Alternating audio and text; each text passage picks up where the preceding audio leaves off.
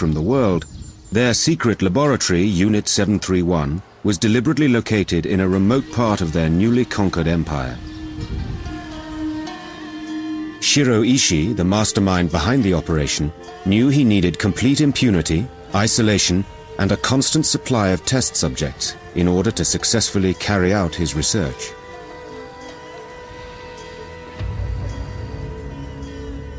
He chose to build in Pingfan, a suburb of Harbin. With a population of 240,000 Chinese and 81,000 Russians and other non-Chinese, Harbin was remote yet accessible, and its prisons were well stocked with laboratory fodder.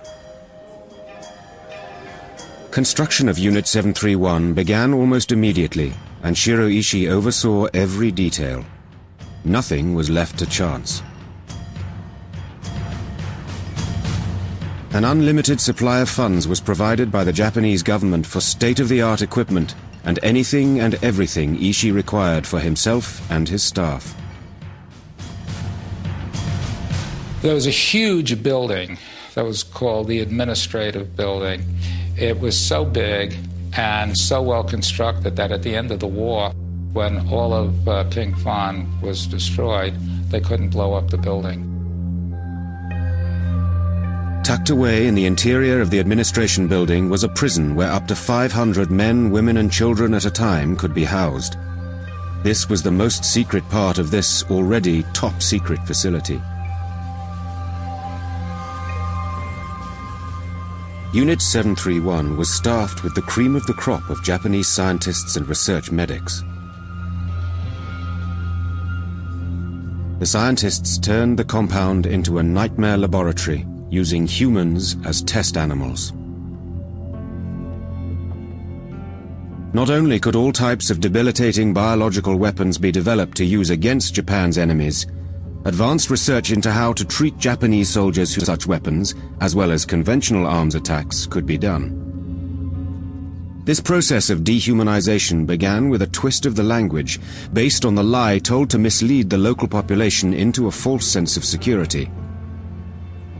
This cover story stated that Unit 731 was a harmless lumber mill. These scientists had a weird sense of humor. They referred to their victims as marutas, which is loosely translated as logs.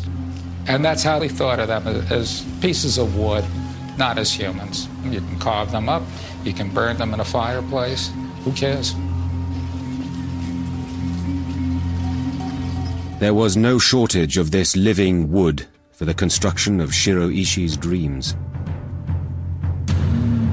If they ran short of candidates, the secret police would just literally sweep the streets of the city and pick up enough candidates for the lab. Who would then be placed on a one-way train ride to Unit 731.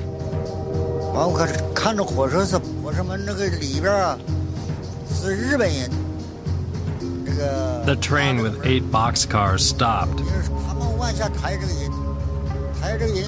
Soldiers opened the doors and removed what looked like straw mats, wrapped in steel wires.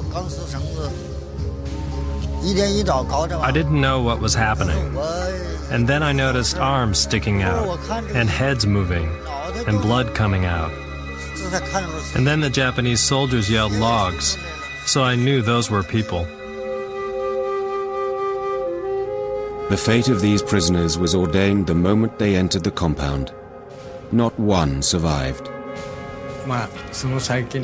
We were testing the effectiveness of germs to determine how many people would be killed without giving a vaccine.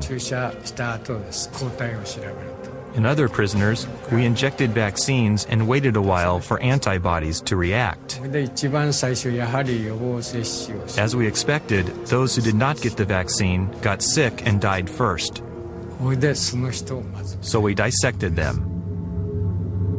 The best way, in the minds of the scientists, to observe the human body's defense system battling the invading pathogen was by performing live vivisection, rarely giving anesthesia.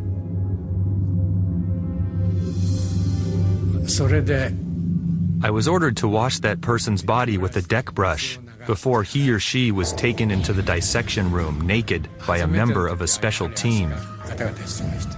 The first time I trembled. One team member was listening to the heartbeat using a stethoscope. One was standing holding a knife. The moment a stethoscope was removed from his ear, a knife went into the body. I did not know, but according to doctors, this timing was very important, because if the timing was wrong, we could get blood all over us, and then we could get infected. Not only were the prisoners deliberately infected with deadly diseases and dissected alive, they were also used for many more dramatic tests. 50 different lethal experiments, many thought up spontaneously and capriciously by Ishii and his staff.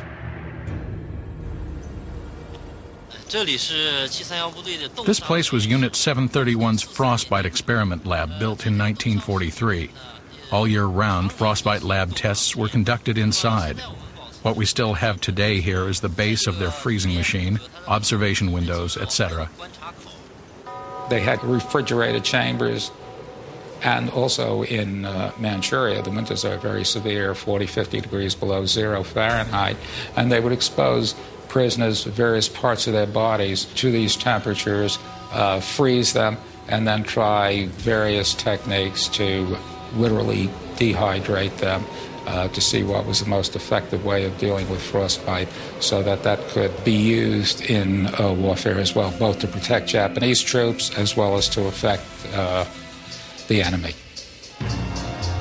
Some experiments were markedly more violent than others. To determine the best course of treatment of varying degrees of shrapnel wounds sustained in the field by Japanese soldiers, Chinese prisoners were exposed to direct bomb blasts. They were strapped, unprotected, to wooden planks staked in the ground at increasing distances around a bomb which was then detonated. Afterward, it was surgery for most, post-mortems for the rest. People who were experimented on generally lasted 4 to 6 weeks, and then they were sacrificed. What is so heinous about this is that anyone was prey to these experiments. We're talking about men, women, children. Bodies were disposed of in a crematorium, much like the ones that were working overtime 3,000 miles away in Nazi-occupied Europe.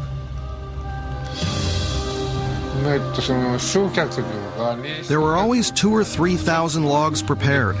There were 2 burning places, and they were always burning dead bodies. I imagine they died because of the research.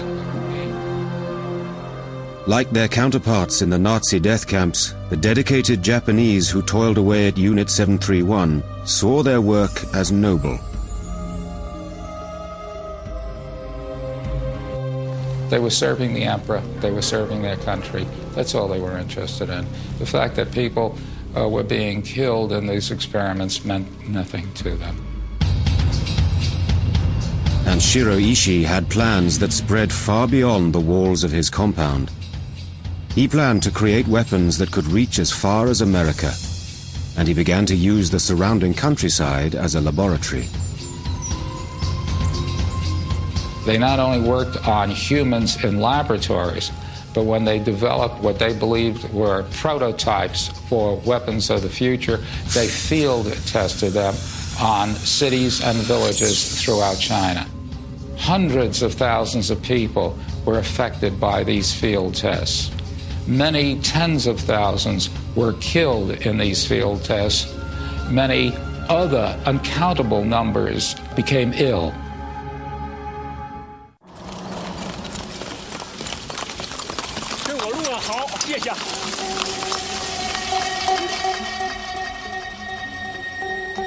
Unit 731 worked overtime throughout the Second World War to provide horrific biological and chemical weapons